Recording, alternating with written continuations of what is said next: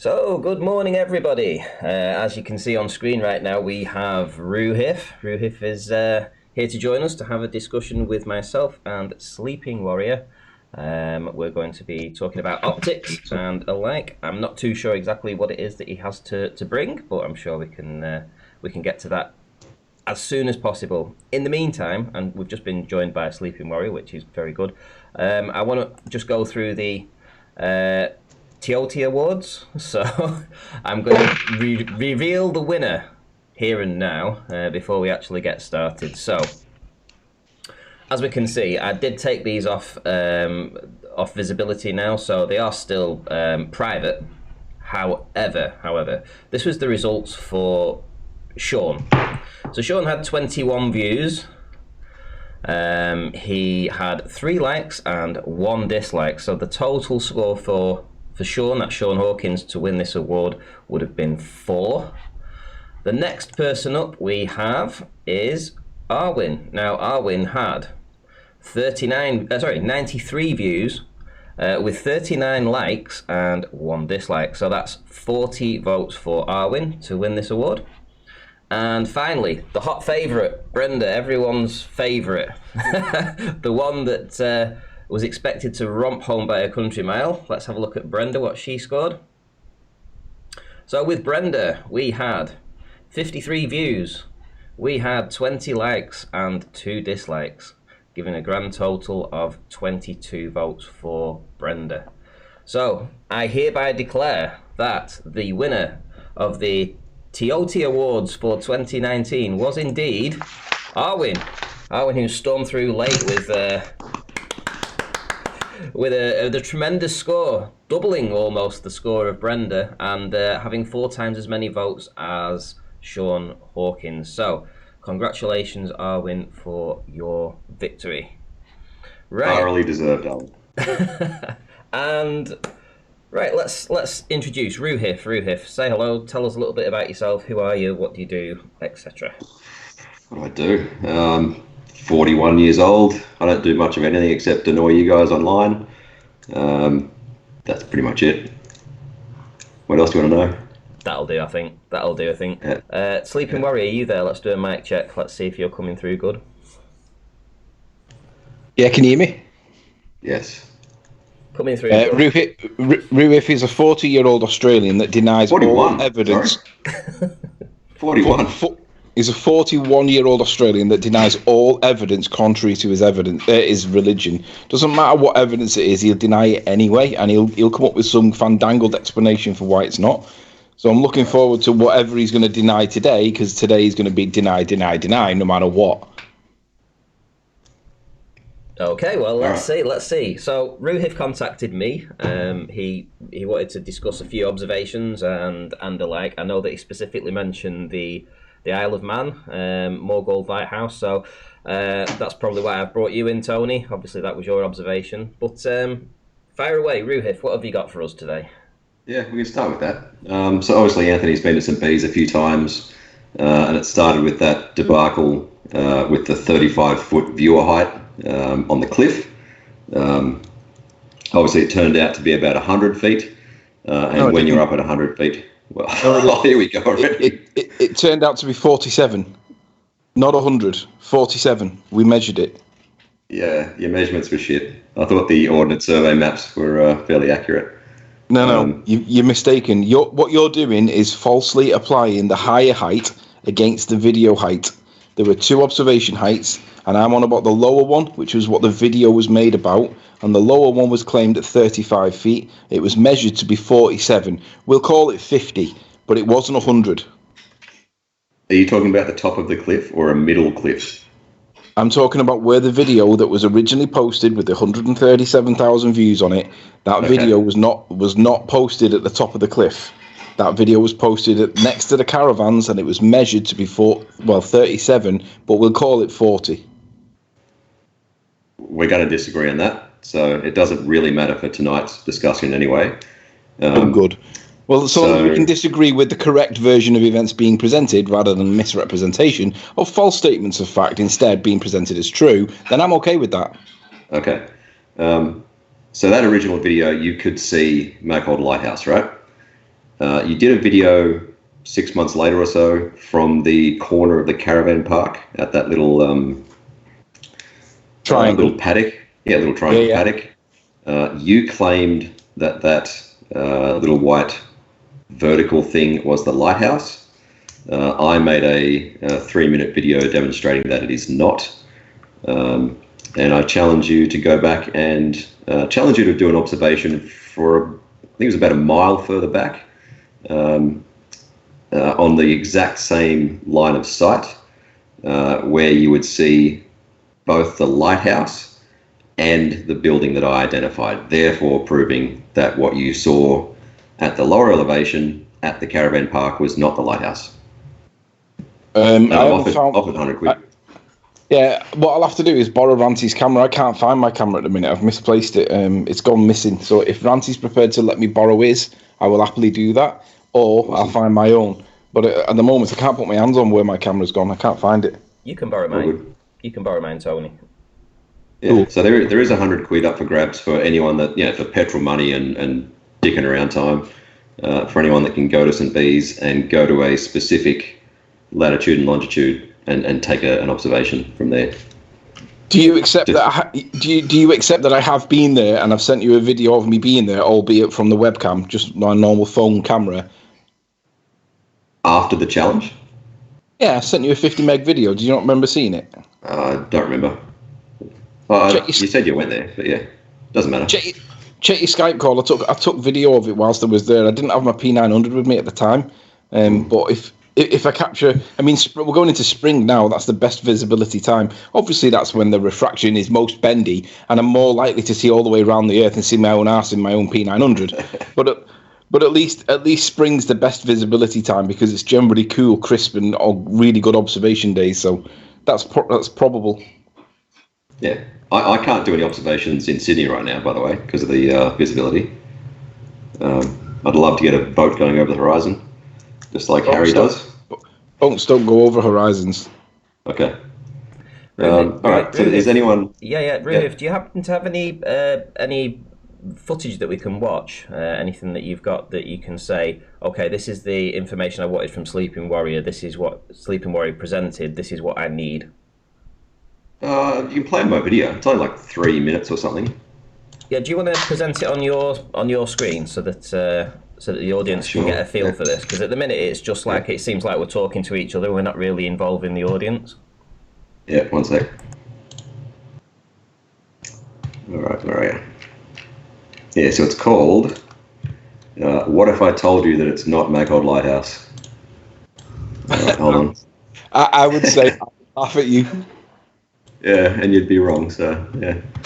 All right. Let's share screen. How do you share screen again? Share screen with sounds as well. Make sure you click share screen. Share computer sound. Yep. That one. Hang on. Is that it? You're telling me there's a structure on that shoreline in that line of sight that happens to be tall, phallic looking, and white, and it's not a lighthouse, even though there is a tall, phallic, white thing. Not tall. It's an inferior mirage, so it's doubling up. All right, so there's that. Let's bring that up. All right, so I will share screen with sounds. Hopefully this works. Let me know. Okay. Pretty obvious what you were looking at. Turn it up. Yeah, it's weird. Anthony. I was watching Fight the Flat Earth video on you the other day, and he seemed to think it was pretty obvious that what you were looking at from St. Bees across the Isle of Man was not Maghold Lighthouse. And I actually told him that I thought he was wrong. And he said, no, it's pretty obvious. So I went and looked into it, and here is your video from about 6 months ago. So you're at the corner of the paddock there, looking across to Isle of Man.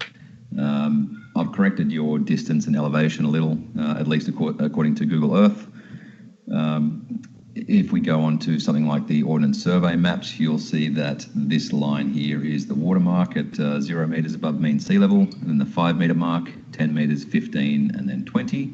You are here. So you are, my guess, about 17 metres, and we'll add a metre just for the fence post that you are sitting your camera on. 17 metres? You've taken the piss? Why the fuck have you put 17 metres? That's like 17, 30, that's like 50 feet.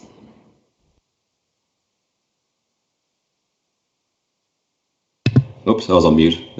17 metres is justified with the Ordnance Survey maps, so you can take it up with them. Fuck off. 31.52 miles. No, fuck that. No, this conversation goes no further. Let's deal with 17 meters. No, seriously, Alright, you're fucking lying. Show it on Ordnance Survey. That's it, on the screen. Show it, because I want to see. I can't see that. That's too small. Oh, I can't make my screen any bigger.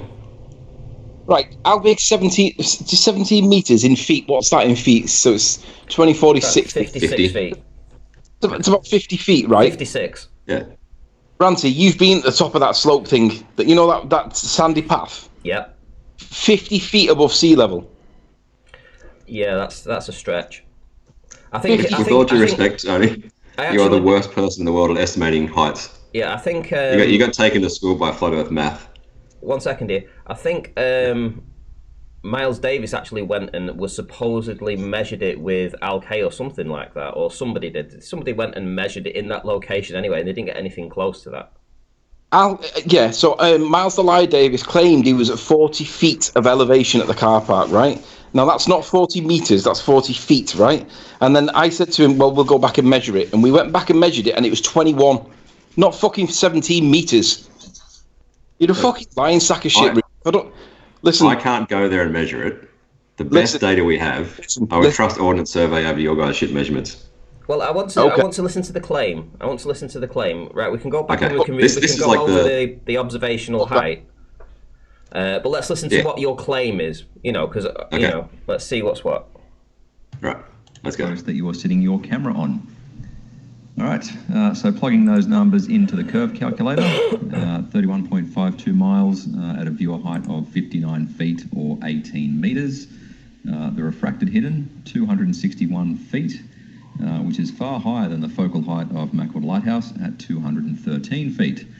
And I was like, shit, how am I going to squeeze at least 50 feet out of this? I mean, I could maybe take 5 meters due to the tide, but I wasn't sure of the time of day or the date that you took this footage. So I just went with mean sea level. Anyway, it turns out that I didn't actually have to do that.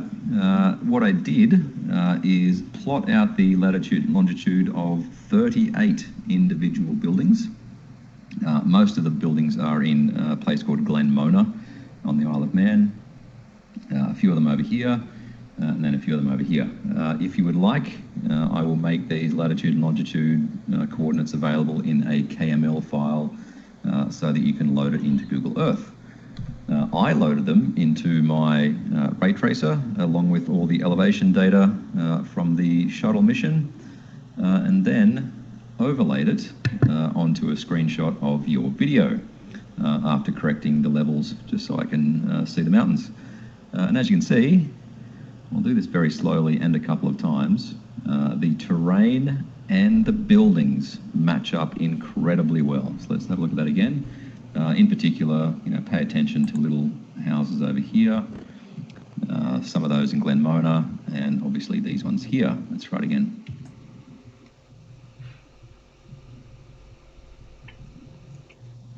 So you can see they match up basically perfectly. And the problem with that, Anthony, is that when I put the latitude and longitude of Mackworth Lighthouse into my ray tracer, see where that little red cylinder is? That is the lighthouse. It is not this little white thing that you've identified here. So the first thing we've got to take note of is that this is not actually a tall, thin building like a lighthouse would be. As you can see there, this is a pretty clear inferior mirage. It's mirrored from bottom to top. So this is not tall and thin. This is actually this building. And here are the coordinates on Google Earth. So as you can see, it's a fairly bright building up against a dark background. Obviously, it has a pretty clear and unobstructed view across to St. Bees. As you can see in the street view image, this is St. Bees somewhere in this direction. So yeah, I think you two clowns need a new catchphrase. There you go. So that's the lead in. Okay, so your claim is that it's a different building, right? Okay. Yes. Would you be able to show that to us on Google Earth so that we can see it and get an elevation? Show the building. height? Yeah. Because to me that didn't Look look. at the. It didn't look very bright to me. It didn't look very reflective. It actually looked, it looked cream and grey as opposed to white. Yeah. There you go. Pause. That to me doesn't look like it would be very reflective. I'm sorry. It would against the dark background. So yeah. 54. I'm gonna write this down. Hold on.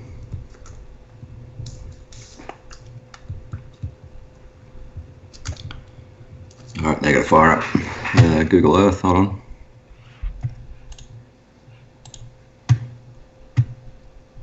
Hang on. Given that that's the picture of it, what exactly do you need to see now?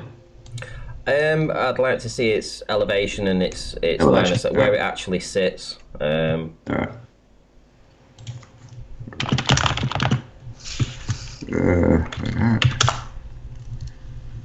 Oh, that's Queensland. Wrong. Okay. Right. No, I'll just type it in. 1 sec. What was it? 54, 287.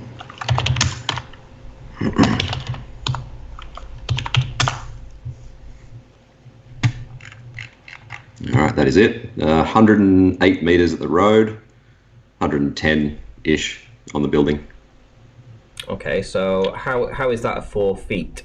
What's that working out to? Around about 350, something like that, elevation? Sorry, what's 4 feet? This is 110 meters, sorry, yeah. Yeah, so if you convert that to feet, so this building is apparently 350 feet above sea level, yeah? 361 feet, yep. 361 feet. And going back to your video just one last time, could you put in the mathematics for this Earth curve calculator? Because, you're obviously saying that there's an inferior mirage running right underneath it. I'd like to know at what point the Earth curvature is supposed to have taken place in here. Where are you? Sync these. Come on. There we go. 32.82. Yep.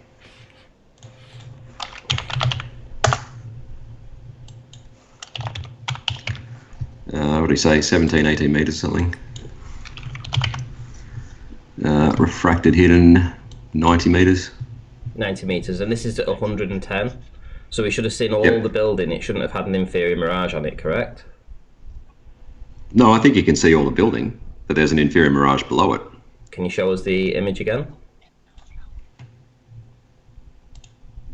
There you go. Where's all the building on that image? There. Okay, so that smudges this building. Okay. Yeah, it's in the right spot. And you say that there's not an inferior mirage running directly through the centre of that? Where that blue line is, yeah. So it is cutting through the building then? Oh, I don't think so. I think it's cutting through maybe the bottom of it. Yeah, so but it's at 110 feet, 110 meters elevation, isn't it? So there should have been a huge gap beneath that, surely, unless the inferior mirage is actually causing some kind of physical blockage. An optical blockage. An optical blockage, that's good. That's what I'm looking for. Yeah, I'm glad you said that. So it's your assertion here that you don't think that observation there that Gem Panda said was the lighthouse, and which everybody else agreed was the lighthouse. You don't think now that is the lighthouse. It's your claim to Tony that you think it's actually a church building or alike. This picture up in the top left-hand corner was taken from either the middle hill or the cliff. That is the lighthouse. I'm fairly sure of that. This is not. I can replicate this shot as well in my ray tracer. Okay, so you want Tony to go back and you want him to do this. So what is this going to achieve? So if Tony goes back... let's... hang on, let's go back to... where are we? Moving out of the way.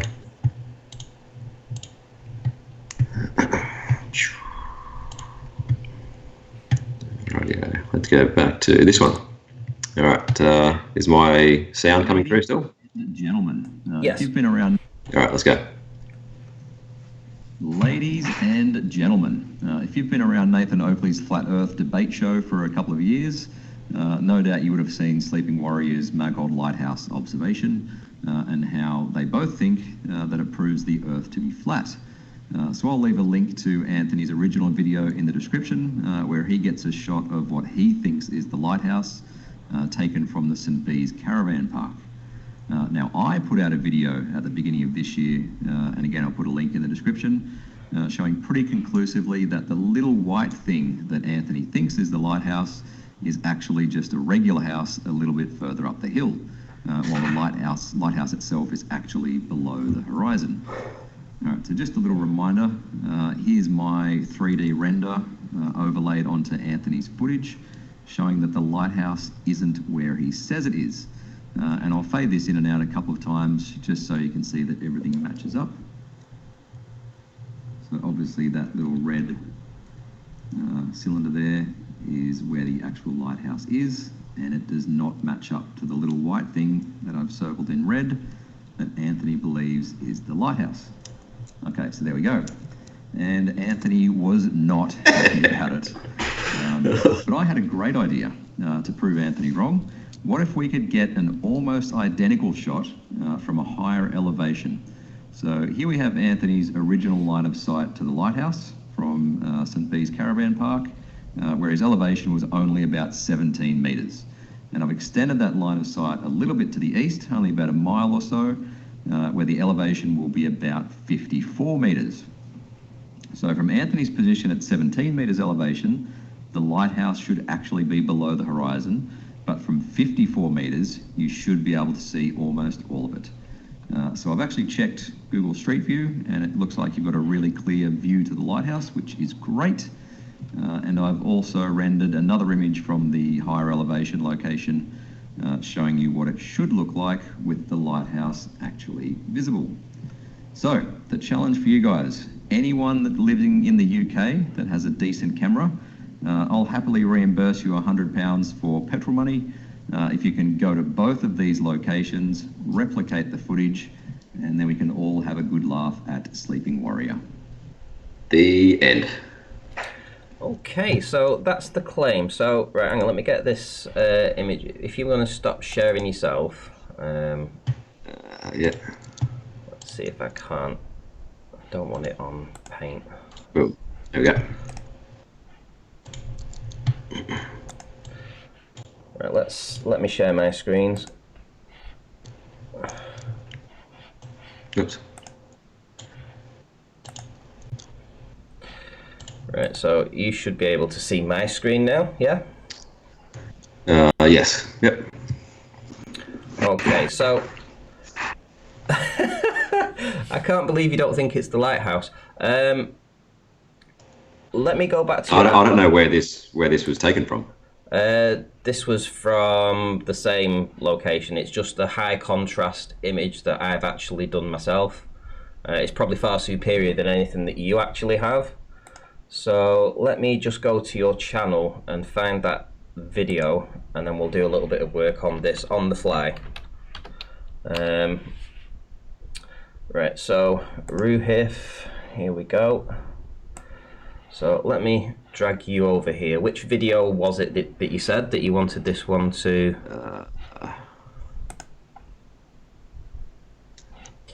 Going down. Bottom right with, what's his name? Neo, friggin' Matrix guy. I can't see it. This one? Yes, yeah. So is That's this the original? So where's the one with the challenge in it? Because I'd literally just seen your ray tracing one there. Yeah. Up the top, the yellowish one in the middle. This one? Right, here we go. Yep. So I'm going to take a couple of screen grabs from this. Or, well, just one screen grab, and I'm going to work with that. So let's pause this a sec. I'm trying to go to that image where you said you had predicted exactly where it would be. I think it was towards the back end. That's it. Yep, that's it. There we go. Right, okay, so let me print screen this, and we're looking at the mountain comes down in this location. That's probably the bottom of it, I would say. Would you agree? Yeah. Right, okay, so let's get off of that. You're still eyeballing it though. You're still eyeballing it. What do you mean eyeballing it? Well, you're saying, oh, like thereabouts. Yeah, thereabouts. So, I can already tell you're to the left. You're to the south of where Anthony was. well, hang on. Let me bring up paint here. You're like halfway up the hill.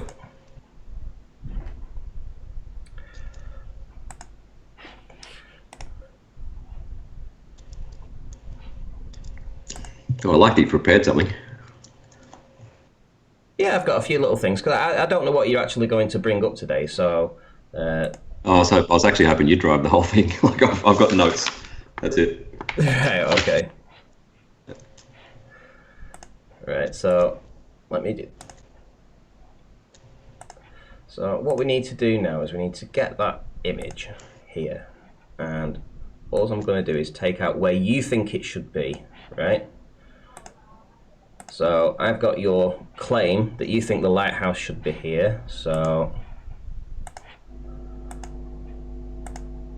and we're going to drag it over to the high contrast one. We're going to find the area involved, which is here. Obviously it's a far superior image, and you're claiming that this is a building, a very rather small building. I think that's the lighthouse. That is the lighthouse. Yeah, I believe it's the lighthouse. That's what we're talking about right now. The claim. Yeah, that's why I'm saying. I think this photo was taken a little bit further up the hill, not where Tony was. Hang on, this is the lighthouse, yeah? I think so, yeah. So what's your claim then? That when Tony was down at the caravan park level, he could not see the lighthouse. What he pointed at and called the lighthouse was that building. Okay, so right, which building are you thinking that he's claiming it to be in this particular image? In this picture? Yeah. Not sure, because there's a bit of parallax. The parallax is very minimal. We're talking about a difference of about 30 meters difference from over a distance of like 32 miles, but it's almost imperceivable. It's a pixel. No. So it's not imperceivable. So which building? I will render that. I will render that if you tell me where it was taken from.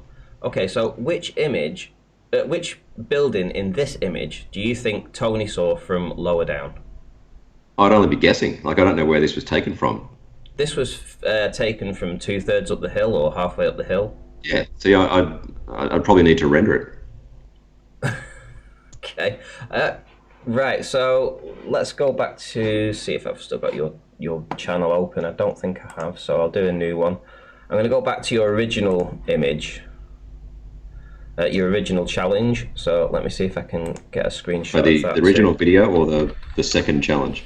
The original one, yeah, the one that yeah, because like I said in that video, I believe that the inset picture in the top left of my video is the lighthouse. So just to be clear, this is the lighthouse from essentially 50 feet. I'd be fairly sure, yeah. Right, okay. We very much disagree on the height. Okay, and we have, what if I told you, etc. This was this video. So let me drag this one over again. So on this particular one, you're claiming that the image that he shows isn't the lighthouse. Right, okay, so let me get that image and see whether or not we can confirm that.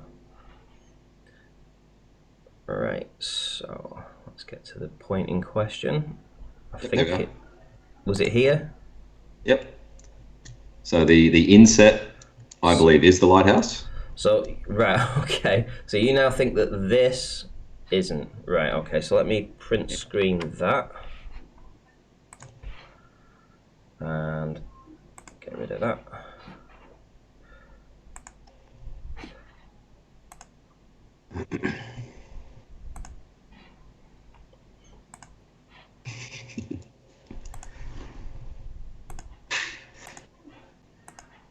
I love watching the chat. Right, okay, so what we're going to do now, we're going to crop that out.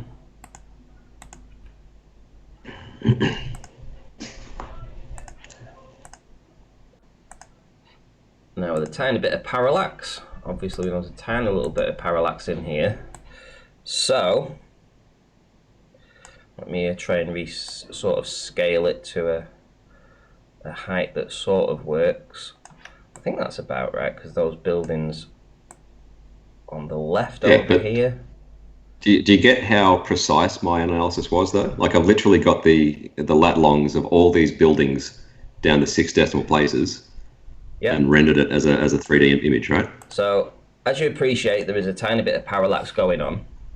Yep. But you're also going to tell me now that this building here is not that building. This long cylindrical structure Correct. isn't that. That building, that smudge there, whatever, isn't to the smudge of that. So in the original high definition footage, where is this building in this footage? Like I said, I'd be guessing. I would think it'd be to the right of the lighthouse.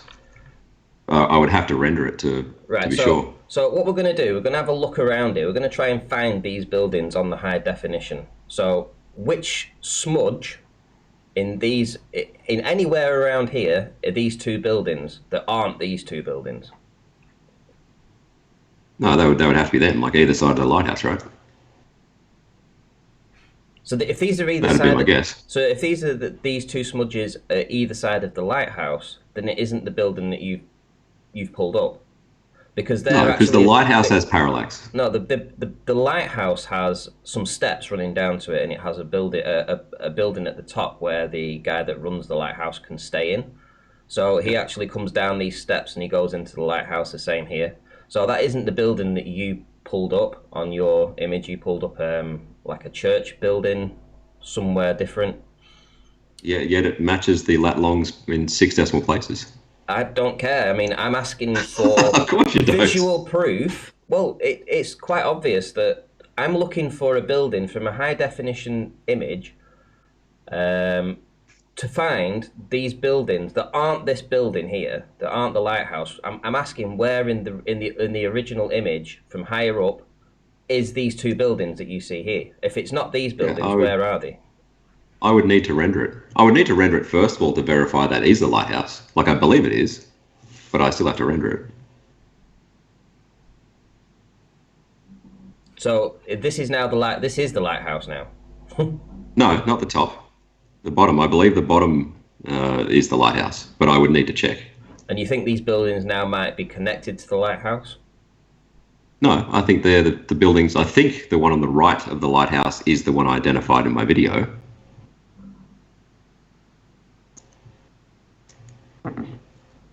I think you're wrong.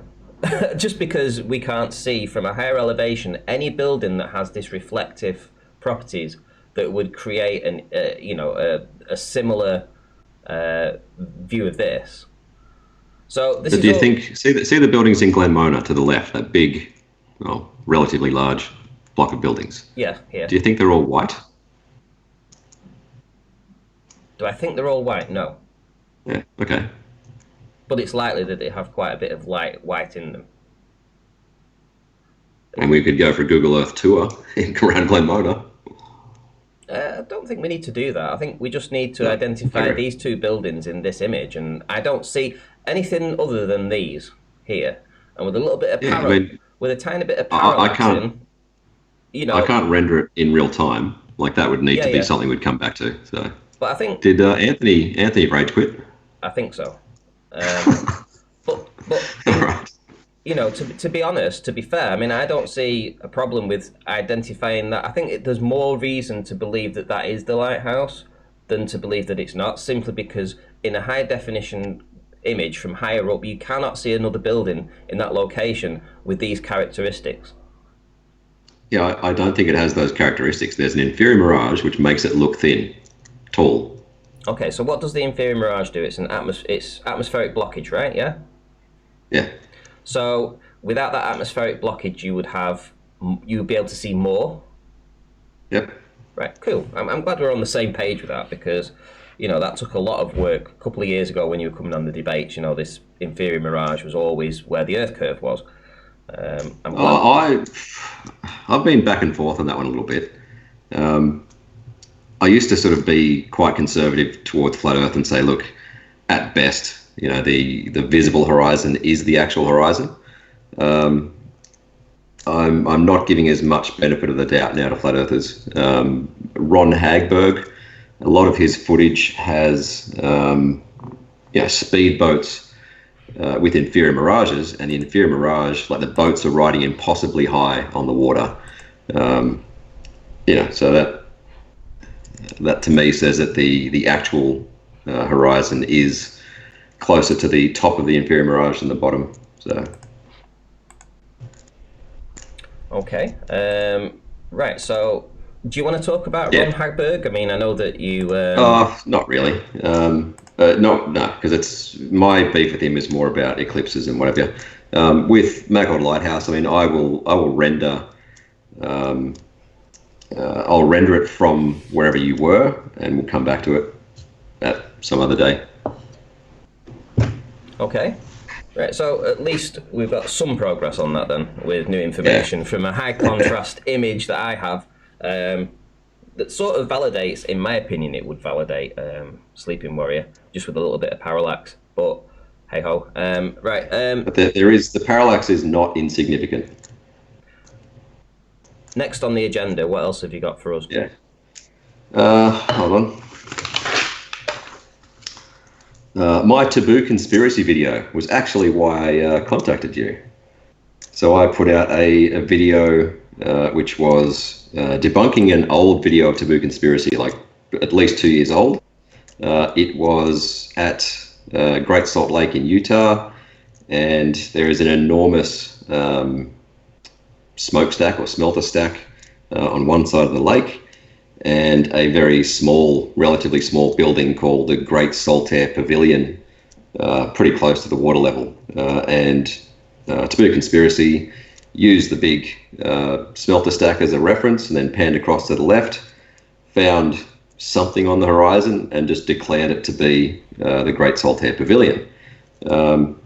So my video, in response, was showing that it was not the Saltair Pavilion, but it was actually a water tower about 70 k's away, I think, and showed that there was about 230 or 40 meters hidden. And secondary to that, it was more of a tutorial about how to analyze footage, really, and what we can learn forensically just from analyzing images.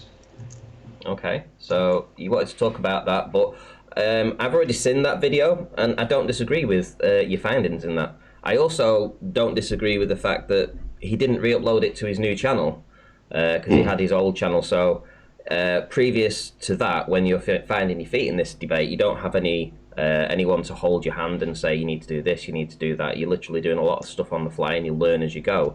So I sort of found it a little bit dishonest of you to bring up stuff about that, simply because it was such a long time ago. He was still researching his information. He hadn't re-uploaded it to his new channel, and it's probably it's not only you that debunked it. Somebody else debunked it also. I think I sent you the link of that. The exact same way that you did it. Somebody else did. Yeah, he did. That was embarrassing. Yeah, they did the whole Google Earth tour as well. Yeah, he already did that like 15, 16 months ago. And it's like, it's old news. It's not his current research. It's he misidentified something. But again, you missed the point. Like probably a dozen times during your response video, you completely neglected to acknowledge that there was 240 odd meters missing. Yeah, but is that to Earth curve though? Can you demonstrate that that's to Earth curve? Can you prove that it's Earth curve that's hiding? Oh, prove. I was waiting for you to say the word prove actually tonight. I mean, you've just declared that there's missing, and in your model, it's all to do with Earth curve. There's no other obstruction that it could possibly be. You've just told me it's 240 meters, hidden. Well, why is it hidden? Is the only excuse for it Earth curve? And if so, can that be demonstrated? That's not the only, but we can eliminate others, right? Okay, well, go ahead. If you've got anything to show. No, like there's my notes. So that's it. How can we do this? I mean, it is up to you guys to actually propose alternative explanations. Like the globe model obviously explains it and very simply explains it. So we can talk about refraction, talk about swell, shoaling, waves, whatever you want to talk about. Okay. What do you propose as hiding 250 meters? Do you agree that when the rumpus says things like the Earth is as round as a a pool ball or a snooker ball, with no imperfections. Essentially, it's as round as that. But then, does that include waves? Would that Oh, make no, it? he'd be talking about the geoid and how, given the size of the Earth, something like Mount Everest, which we think is enormous, is like a tiny, tiny bump relative to the size of it. Okay, so, but in your calculations for this quote-unquote Earth curve calculator, you need everything to be flat surfaces. So you need a flat, smooth surface as it goes around the globe, and you need a flat surface to compare against if you're doing measurements across a lake or what have you. You neglect Yeah, to and include...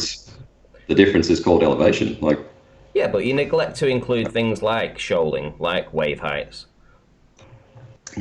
If your feet are at the shoreline and you're doing an observation and you're holding your camera at 5 feet, and you put 5 feet in the Earth curve calculator and it matches up with refraction to the globe model, but then you go back and you do some research and you find actually the shoaling effect in that area, including the swell, put the height of the waves between you and your observer at say 6 feet, which actually puts you below the actual height of the water. Then it doesn't match up to your globe model at all, then, does it? well, let's actually apply that to one of your observations. Sure. Let's do that. Fire away. So, hang on. What was it called?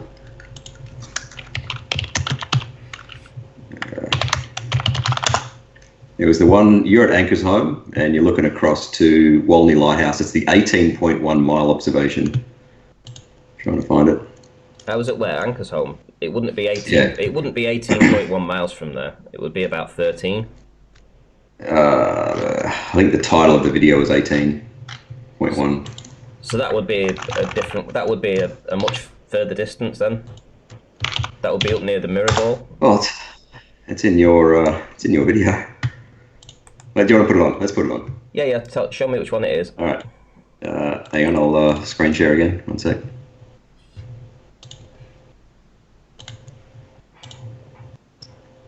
That one. Whoops, hang on. Share screen and sound. There we go. All right, this one. So this is your video.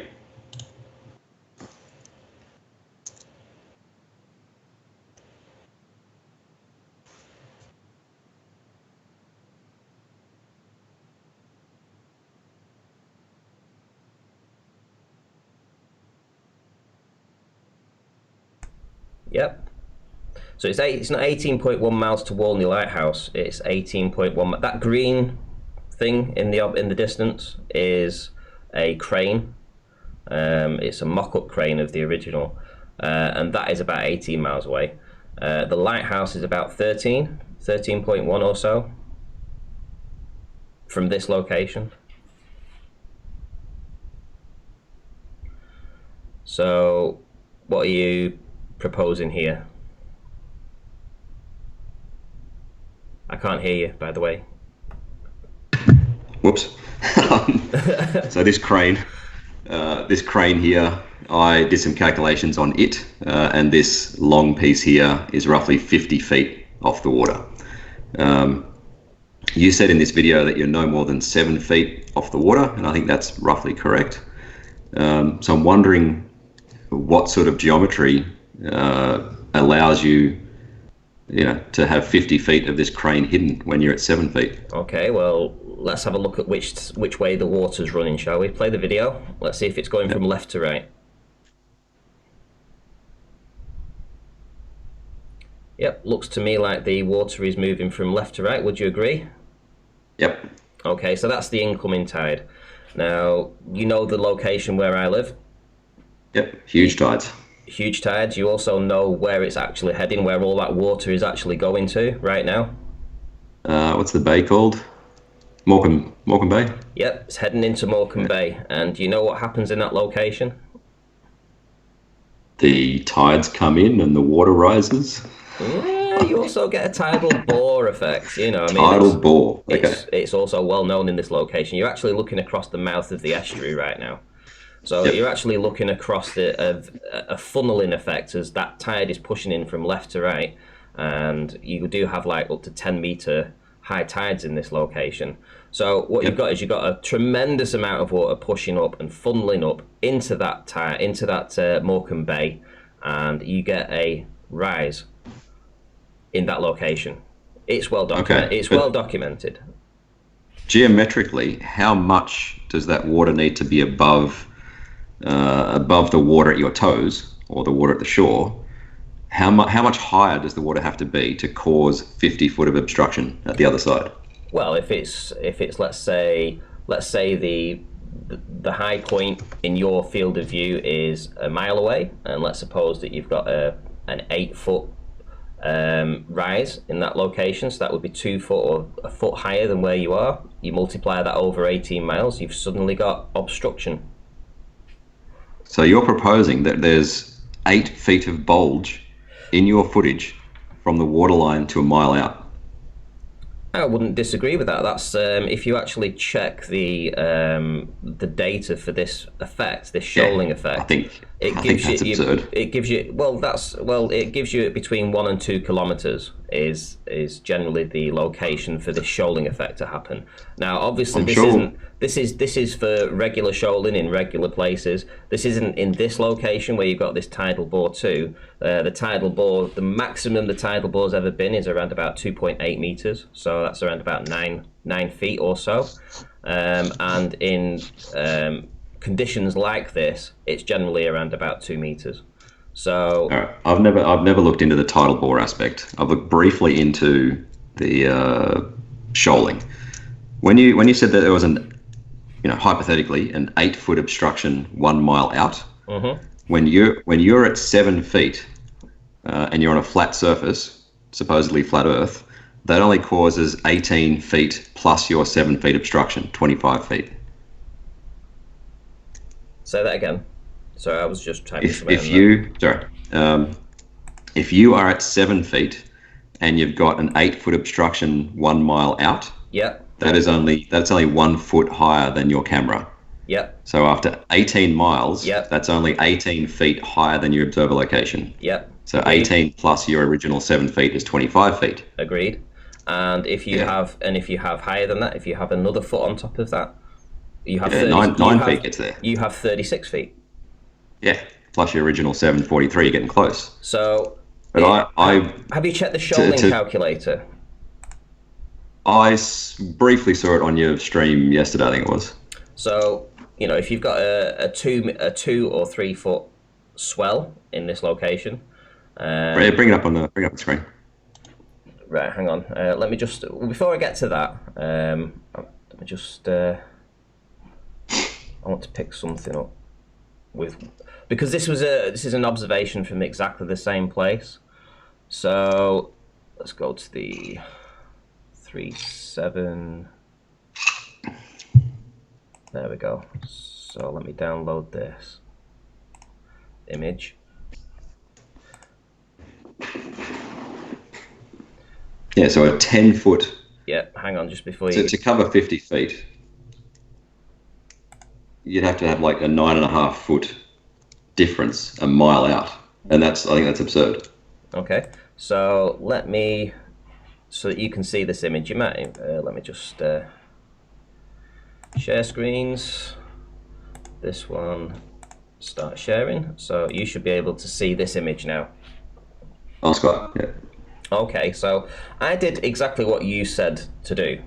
So I went like Tony did to a higher location in a direct line of sight to try and replicate this top observation here. So this crop out image at the top was filmed from exactly the same location as that video that you've just put out, except on this particular day the water was incredibly still. There was no waves. There was no. It was between tides. It was between low tide and it just gone down as low as low tide could be. So there was no effect of an incoming or an outgoing tide. There was no swell on this particular day, and we had just a very flat surface. So what month was it? I'd have to check the data now. I really would. Yeah. What we have though is we have this bottom image, was from a much higher location. It was from around about 50 or 60 feet above actual sea level, in a direct line of sight to where I actually took this image. So if you can imagine somewhere, say down here in this spot down here, was where I was right next to the water in a different, on this, when I took this image from 1 foot.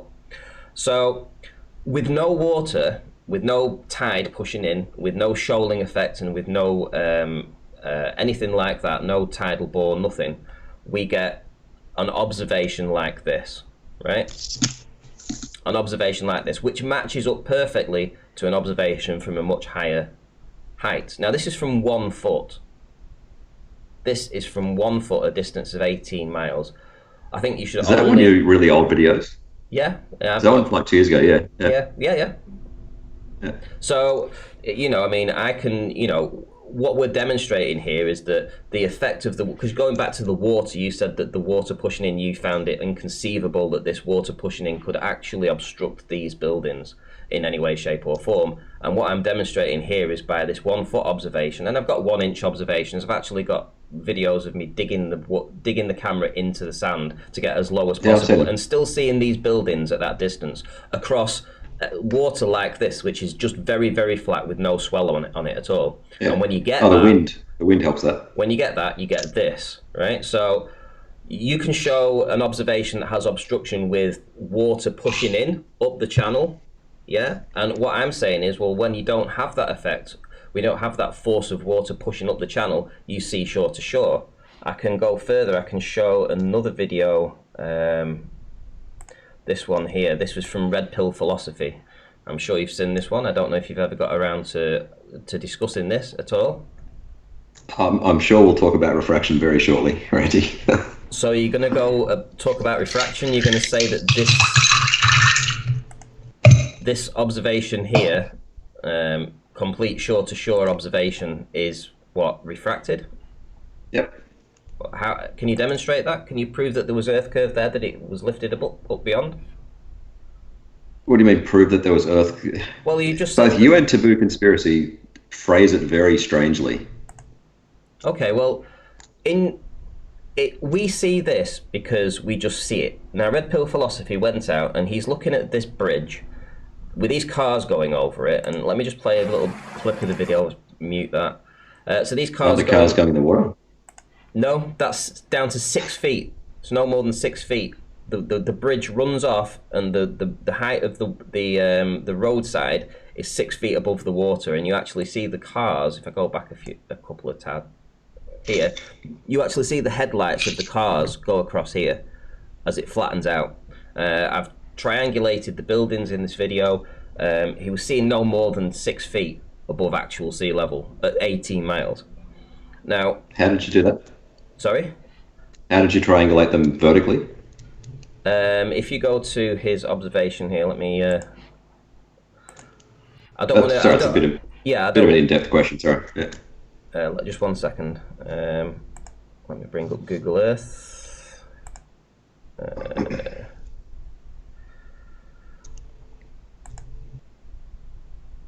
mean, I know how to triangulate things horizontally. Hang on. But vertically, you run into the compression and looming refraction. I'll bring that up in a sec. I don't know why I can't get Google Earth up here. Hang on. Let me. There we go. Google Earth. Here we go.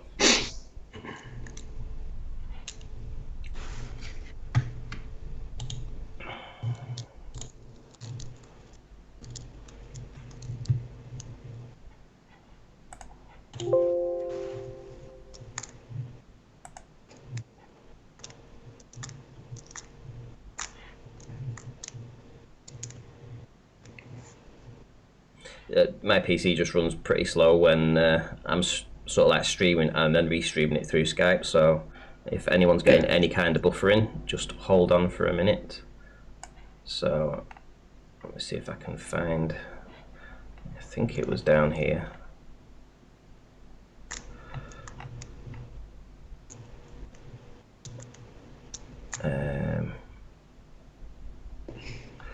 Just trying to think where he actually filmed this from. Let me go to his video. I forgot to actually make my point about shoaling and that sort of shit. I mean, Miami. Like a globe is going to come at it from any observation where something's obscured from the bottom is due to Earth curve, and if you can see it, it's due to refraction, right? That's the glober creed, right? Whereas on the flat Earth side, you've got, I can see the bottom of it, therefore it's flat, or I can't see the bottom of it, therefore it's waves and shoaling and shit, right? The solution is to get some elevation. Okay, well, let's have a look down here. So this was where he did his observation from. This was the little outcrop that he was filming across. It was roughly here, might have been there, could have been there. He's filming across, it's about 18 miles to this bridge over here. And what you'll see in the video is you see the bridge, this is the bridge, comes over the bridge, the cars turn around, they go around past this direction here. This direct line of sight takes you to the other buildings that are in the image behind the bridge. You're able to triangulate whereabouts these cars, where you actually see the headlights. You see the headlights of the cars along this edge here. And if you look at the elevation down in the bottom right, you'll see that it's 1 meter. The elevation is 1 meter. It's very, very low lying. You see the headlights of the cars as they come down this area here, proving that they're no more than 1 meter or so above actual sea level. So that's how you're able to determine. You see the headlights of the car there. You see some more further on, earlier on in the video. But anyway, this to a flat earther is just shore-to-shore observation, right? And if you notice, the water has no movement on it at all. There's no movement of this water. I can go back and show you this in a minute. But with Earth curve, if we was going to go to an Earth curve calculator, I think it's about 120 feet, and this bridge is only like 80 feet tall. So we're looking about here. This is roughly where Earth curve would supposedly be in the way, which means that you've got 120 feet being, refracted around the globe, and all this is just a mirage. Even these cars going over this bridge is a mirage. We're not really seeing this. We're not seeing the boat in the distance over here. What do you mean not seeing it? Well, we're seeing this boat, but you're going to tell me that this isn't really there. This isn't just an observation of seeing something on a very clear, calm day. Let's go back to the water. You can see how calm. We're going to have to discuss refraction. Why?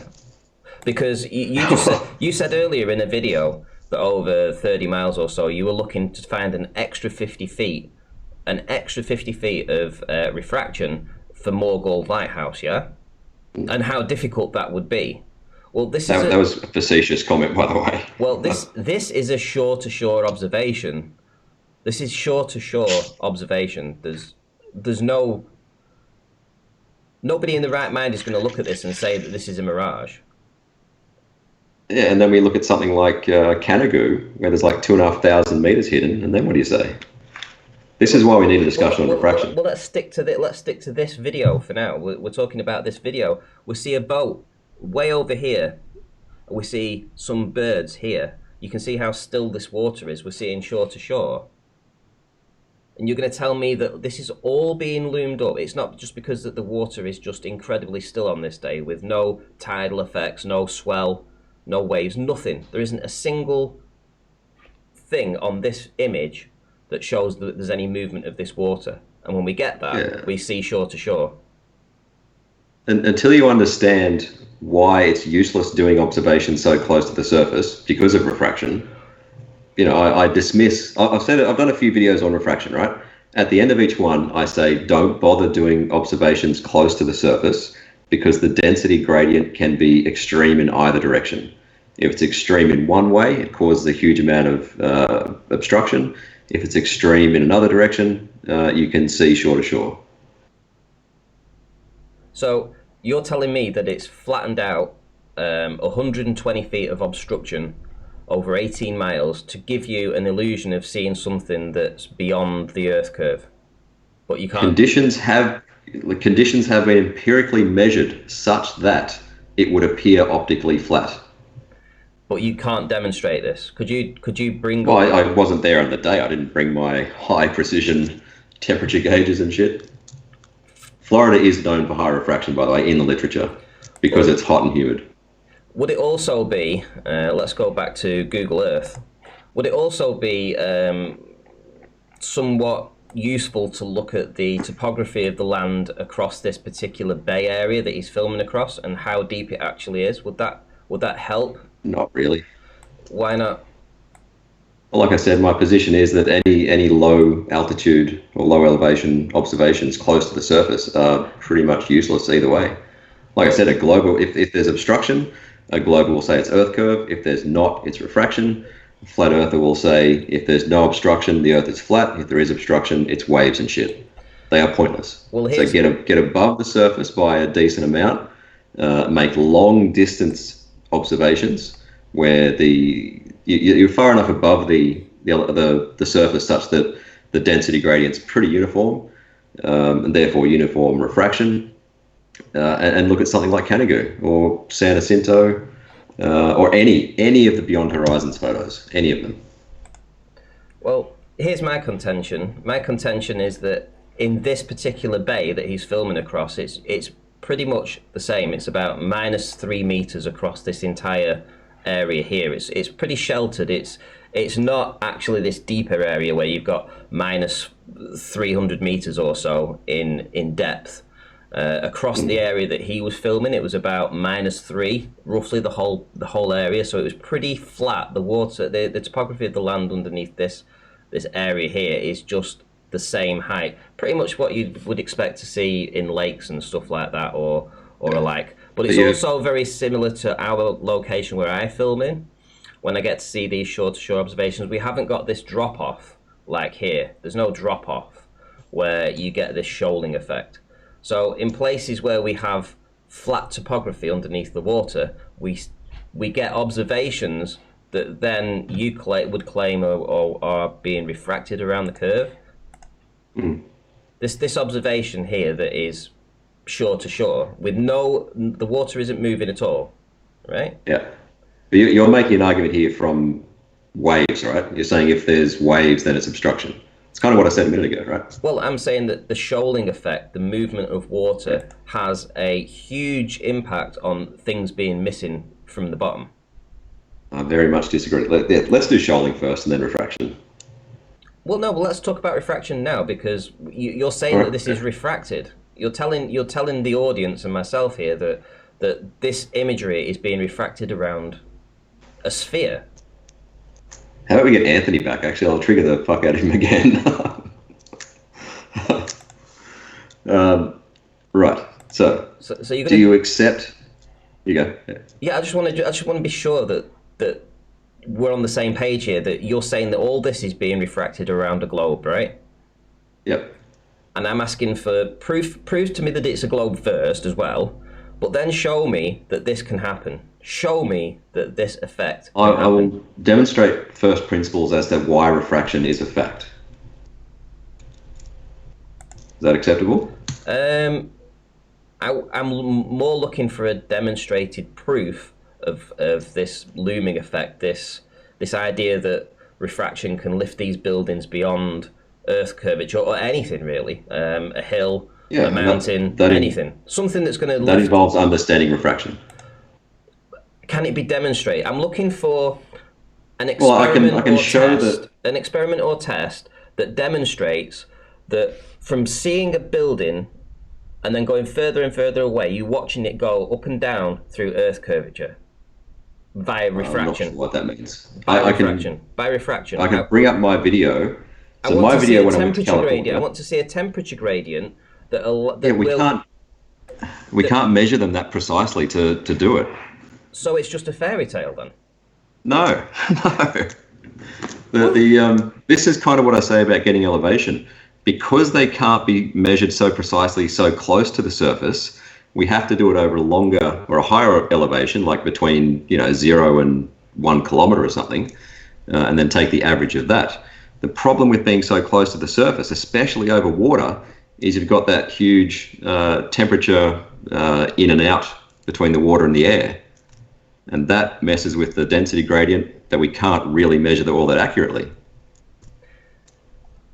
So you're telling me and my audience that this density gradient is created this illusion that was seen shore to Yes. shore. So Yep. so it's not really there. So Who wants a soundbite? I'll give you a soundbite, Ranty. No. I don't want a soundbite. I just want to know that. I just want to know how you're going to demonstrate to me and my audience that what we're seeing here, this shore-to-shore observation, which in most people's mind is just because it's a very calm day with very still water, and we just had good visibility on this particular day with the cars going over the bridge down to 1 meter or so across this pond or whatever. How is this being loomed up and refracted around? Demonstrate to us that all this in proportion, bearing in mind, there's nothing that's out of proportion in this. Yeah, because the density gradient has been measured such that it can appear optically flat. It is rare, but it has been measured. Also, like I said before, Florida in particular gets a special mention in the Bible of refraction. Okay, do you find that it's a coincidence that when we get these very rare days where we can see shore-to-shore observations, do you think it's a coincidence that the water itself is incredibly stationary? No, I think that actually prevents, because there's no wind, the temperature between the water and the air is not being mixed up and made uniform. A calm lake or a calm ocean helps refraction if the water's cooler than the air. So it maintains that sort of boundary layer towards the surface, the cool boundary layer, and you've got then a warmer layer above it, and that causes stronger refraction. This is what I'm talking about. The theory of refraction, you need to understand. First of all, it needs to be incorporated into every single observation, which Taboo Conspiracy doesn't do. Oh, I see. So what you're saying is, so the counter to our argument that the water's very flat and stationary, and that's why we're able to see across these waves that don't have an effect, they're not throwing up any kind of water vapor or anything like that that's also creating blockage. But on these particular days when it's very flat and stationary, is the pristine conditions for refraction to take place to make you see further. It helps, absolutely, yeah. And the solution for both of us is to get above the water, get above the surface. Okay, so when you get above the surface, what happens then? The density gradient is much more uniform, gets closer to 7/6R, and then you can evaluate observations like Canigou or San Jacinto against that. Okay, so I've got an image to show, which would be this image here. Actually, I don't want to... Well, this will do. I can open it in Paint and it's fine. So we're going to be looking at a bit of perspective here, and we're looking at observation. So we're going to go higher in height. We're going to go higher and higher and higher, right? So the higher up we go, what happens? The horizon obviously is further away because you can see further, right? On a globe, yeah. Yep. On a globe, yeah. Also on a flat plane too, because you have a field of view on a flat plane. No, I think that's a misunderstanding. Why would you say that? What did you say to me before? You might have said it on this stream, or you might have said it just before we went live, but you mentioned that the visibility was terrible where you are today. Yeah, theoretically, the horizon of a flat plane doesn't really exist. But it can be limited by visibility, yeah. Like I said, our bushfire situation is insane. Well, forget theory. We're talking about reality. Yeah. With reality has... Oh, Nathan's triggered as fuck. Well, reality has real-world issues in it, including atmospheric blockage. So to say that you can just simply see forever on a flat plane is not really taking into effect reality and the reality of how we perceive the world. We can't see forever. I mean, how far can you see today outside your window? Today was actually reasonable. I could see the horizon if I looked out towards the ocean. Do you know how far away that horizon is? Not really, 20, 25 miles maybe. Okay, so would you say that visibility has an effect on where that actual perceived horizon would be? Generally no, but it can. When visibility is very bad, it can But generally, no. My horizon's quite clear, So usually. do you have the visibility scale on the weather that tells you how far you can see today? Visibility No. index in Sydney. Is it Sydney that you live? No. Yep. I can tell you what my air quality's like right now. You should have a visibility. I had a look at this before, and not today, but I think a couple of days ago. Oh, shit. So It is unhealthy to be outside right now. visibility Sydney today. Here we go. Put me on screen. Tomorrow, visibility is 19 miles today, apparently. So the next day is going to be 12 miles, 12 miles, 12 miles a day after 11 miles, 10 miles, right? So we have pretty good This is visibility here, right, today. Sydney? Yeah, 19 miles visibility today. Tomorrow it's going to be 22 miles, and then after that it's going to drop to 12, 12, 12, 11, right? Yeah. The big caveat there is the bushfires, though, Ranty. Visibility, I've been unable to see to the end of my street on some days. I mean, that's fine. I mean, I'm not going to disagree with you that that's the reason, because obviously we have issues with visibility for whatever reason, pollen, dirt in the air, all kinds of different stuff. So let's go, and so if you can see, so this obviously I've put some mile markers in here. So you're on a hill, you can see for 1 mile, 2 mile, 3, 4, 5, 6, 7, 8, 9, 10. Well, straight away you can almost see that these are all the same height, these numbers, but they're also, when I started off and I put number 1 in its box, it fitted in perfectly. And when we get to 10 miles, already it's taking up half of one box and half of another. So what we're seeing here is we're seeing this squashing effect. So in this area up here, where we could, if I just put 1 mile there, actually it's taking up perhaps 6 or 7 boxes. So essentially you've got 6 or 7 miles in that very narrow area here. But just for the purposes of this, if let's say in a week's time you can only see for 11 miles, so we're going to put 11 miles in here. So your horizon after 11 miles is going to be here, right? That's where your horizon is. And it will fade, right? It'll also fade. So let's put this rectangle in. It will fade and we can't see things behind it. So, on a day when you can only see for 11 miles, your horizon is going to be there. Now, what happens when you can see for 22 miles? So let me put 22 miles in. So 22 miles is roughly here.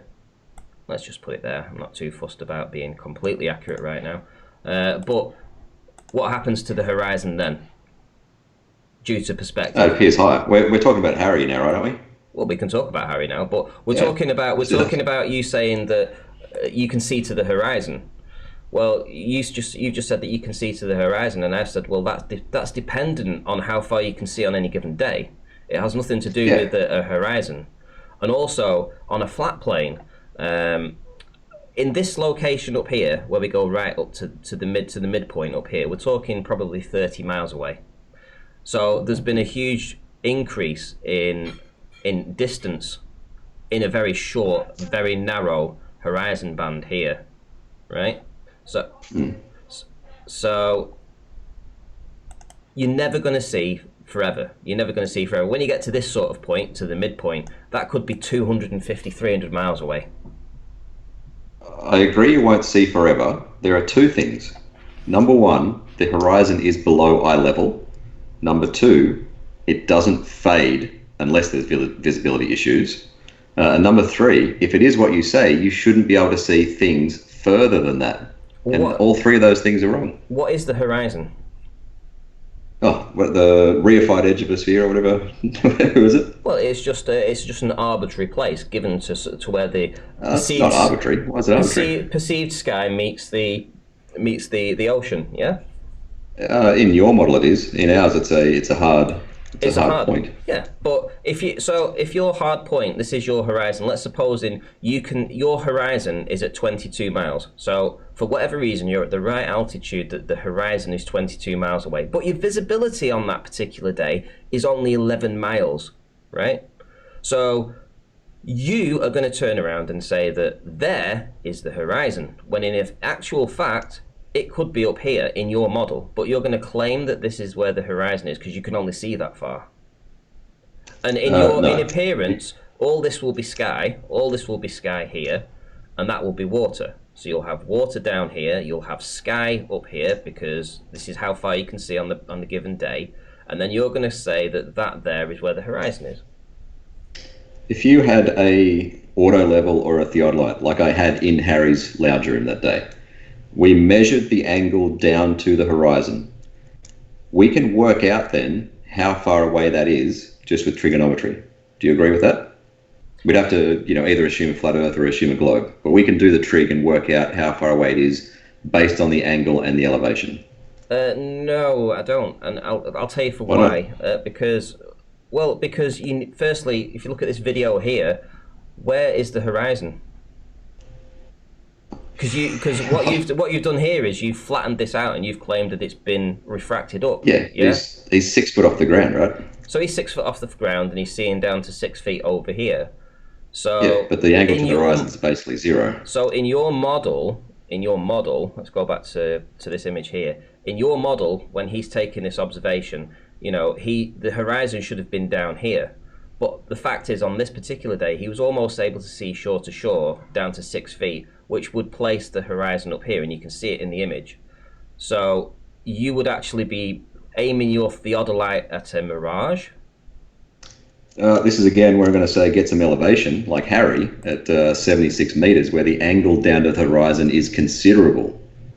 Well, no. I think we should stick to this image right now. We can go to Harry's in a minute. It's going to be so close to 0. It's going to be so close to 0 on a flat Earth or a globe. There's no point. Well, I think horizon distances disprove the globe model, and that's the point of this. That's because none of you guys understand refraction. I think we do. I think we do. I think we need to see it demonstrated, which is, the whole point of me saying many times. In fact, where's Wally put a video out?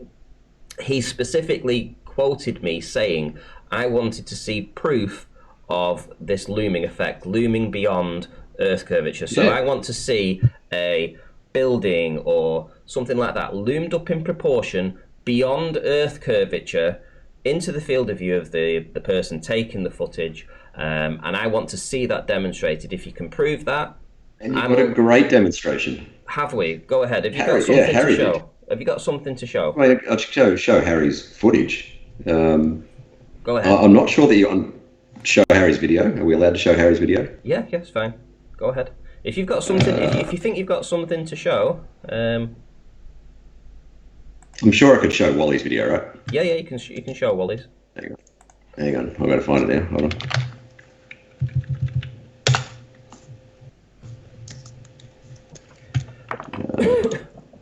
Oops. Fuck, was it this one or the one yesterday? Oh, there we go. Oh, here he is telling you got the dates wrong. There we go. Hold on. Pause. All right, so I will share my screen. There, 1 sec. Right, go ahead. Sorry, I was just away for a second or two then. All right. All right, so this is Wally's video, which was in response to your video, which was in response to my video, blah, blah, blah, blah. All right. Now, I don't think you actually understood what was happening in this video, so I'll go through it. What Harry did over the course of a couple of months is measure the level, or the apparent level of the horizon against North Head. So this 7th of September is just a normal day, and the horizon is like at that little dot here.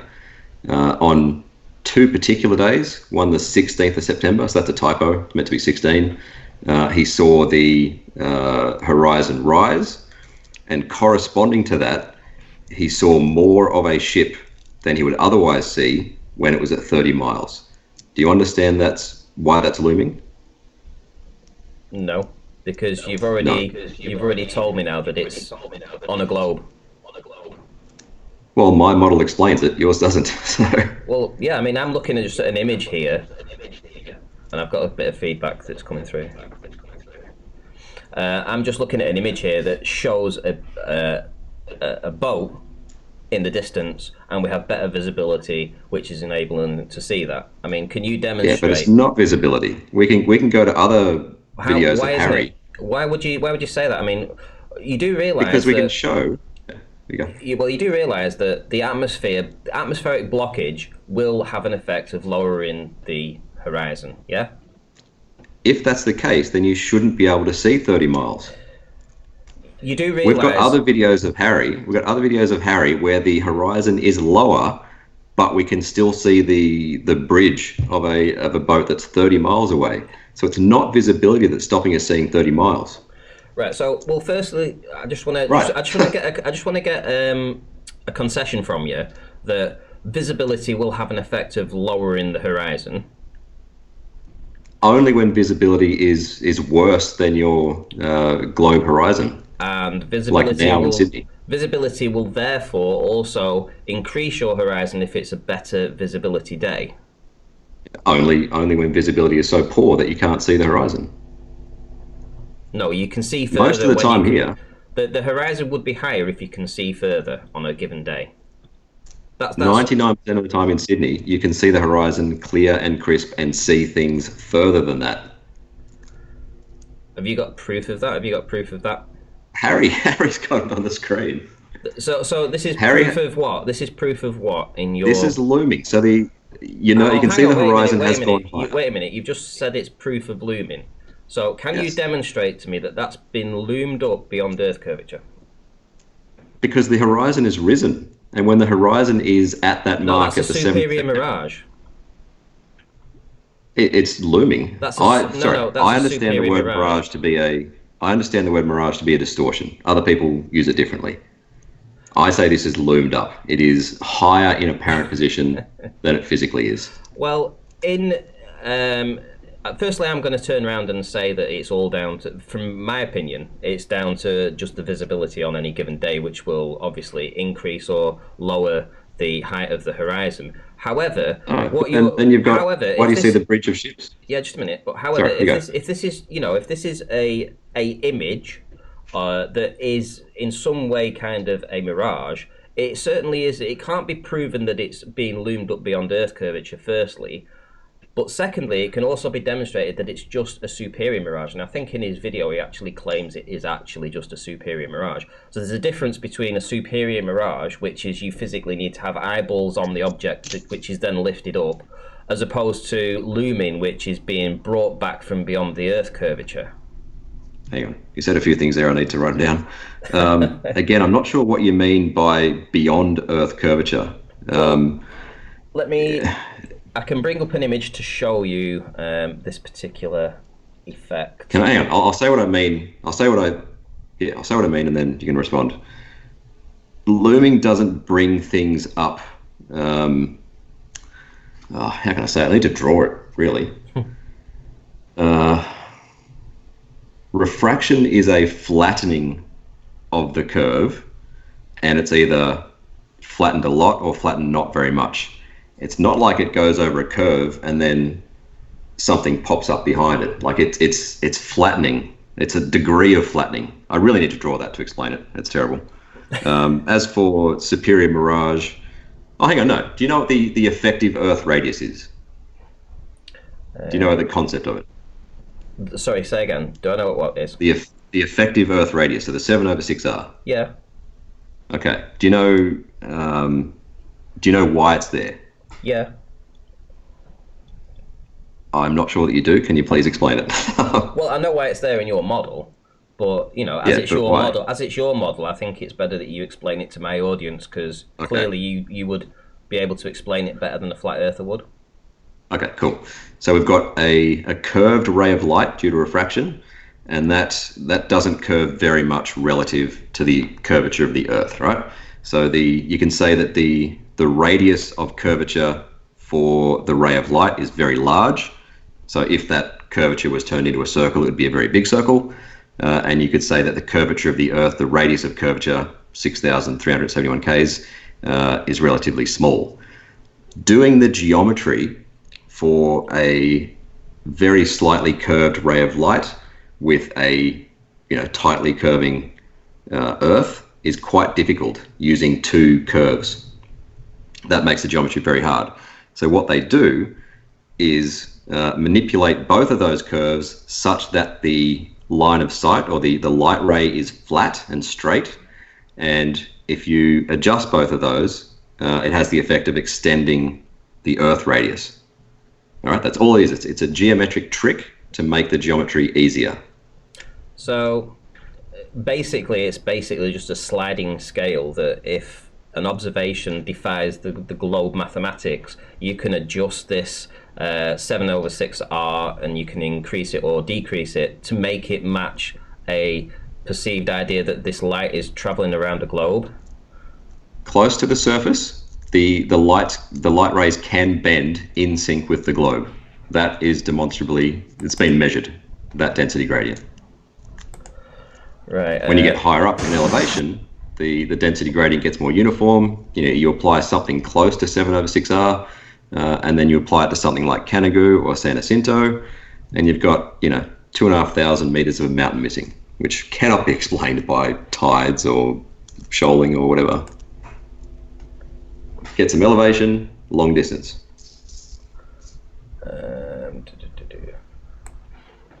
Just trying to see if I can bring this across for you to see.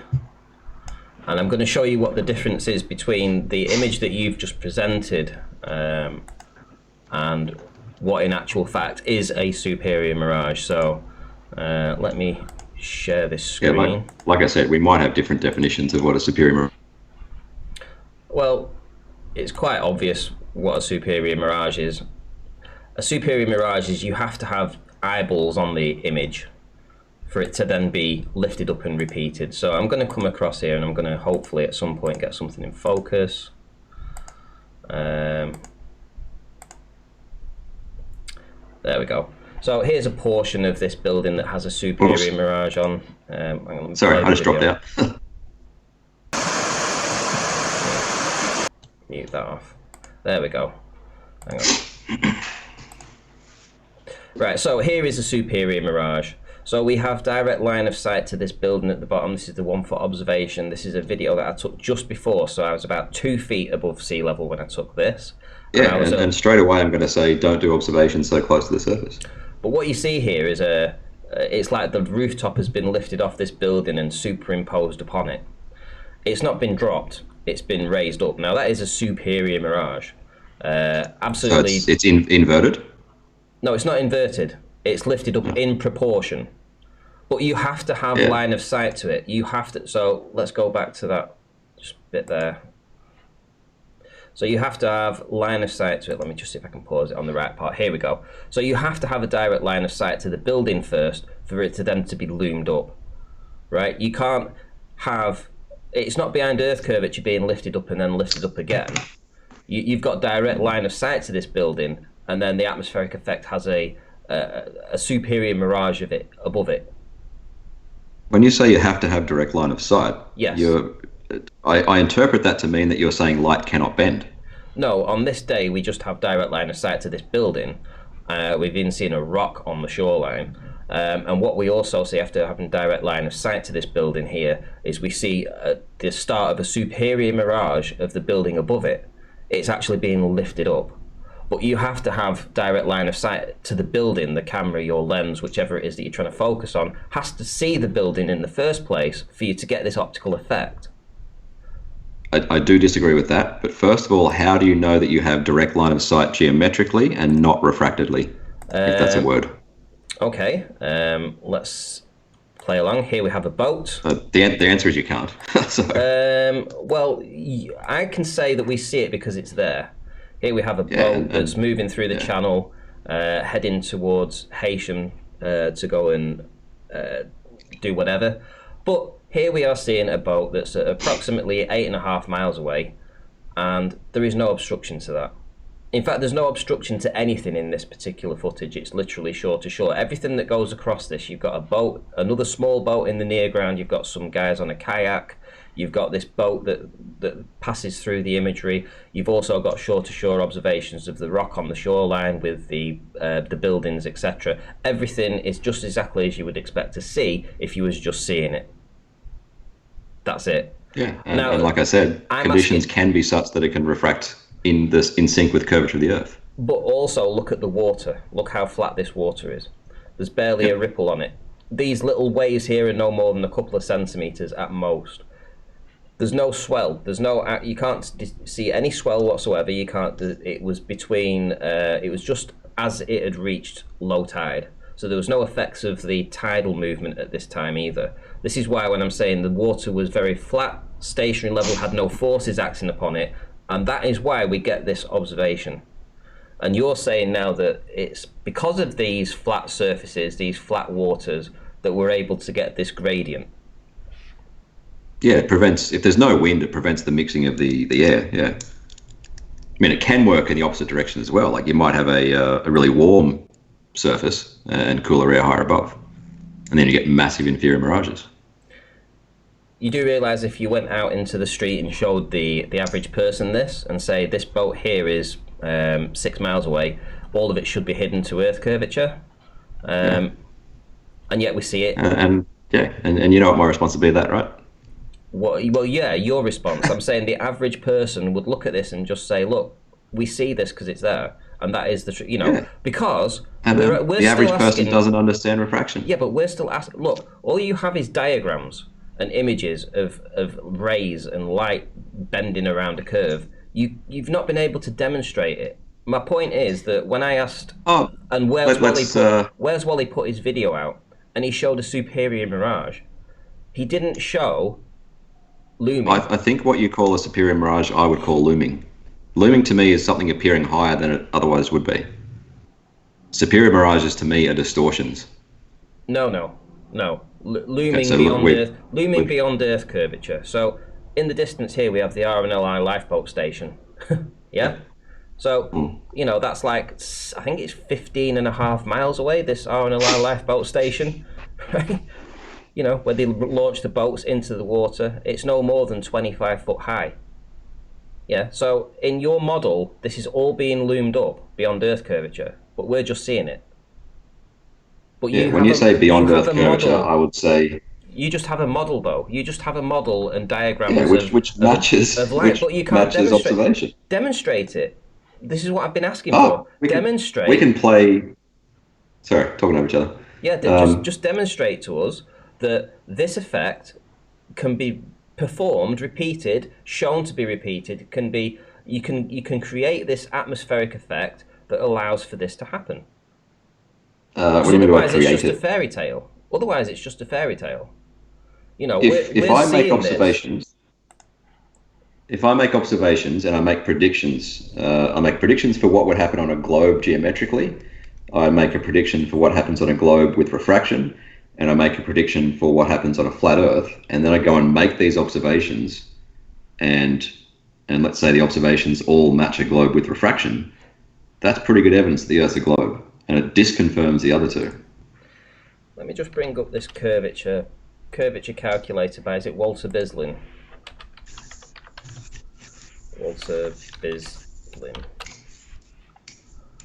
Advanced curve calculator. So I'm just going to show this to you in the audience and show them what this actually means, how you actually go about getting this.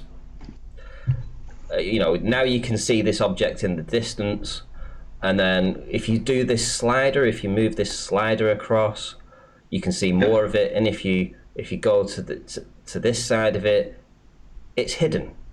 So in globe mathematics, this is all you're doing is just playing around with levels like this and ideas that light can do this without demonstrating it. Close to the surface, it can do anything. It can curve upwards steeply, or it can curve downwards steeply. Can you get above the surface? Can you demonstrate that to the audience? Right? Can you demonstrate that to me? I can demonstrate that observations done high above the surface, looking at long distances, fit 7/6R. And they I would disagree. Completely contradicted the flat Earth model. I would disagree simply because of going back to this, which we talked about before, which is how far you can see on any given day. The higher up you go, obviously you can see further on any model, flat model or globe model, simply because you have a greater elevation, you're away from the surface, you're away from the dirty air. On this particular day, you've only got you've got a distance that you can see due to visibility, which is going to lower the horizon. You can see further than that. You can see further. You can see the mountain 275 k's away.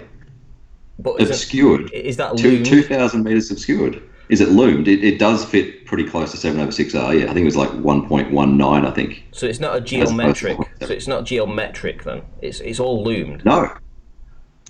So there is 7/6R looming. Yes, it needs to be incorporated. So just to be clear, so that the audience knows this, is that there's a difference between standard refraction, which is applied to all what it seems to be all globe observations and flat Earth observations. People are always trying to include this 7/6R, whereas the geometric results, 8 inch per mile squared, is completely ignored.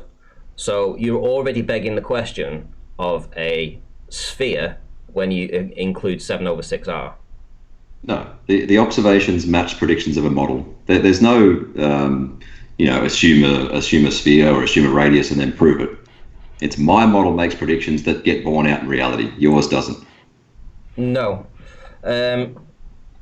How do I explain this differently? Let me go to Metabunk's one. That might be curve calculator. Yeah, I actually like Metabunk's. It's simpler. Yeah, I use it quite a lot too. I've got about probably 15 minutes left, by the way. Okay. So distance in miles, we've got, let's say, 25 miles, and we're going to give a viewer height of, let's say, 20 feet. Doesn't really matter. Yep.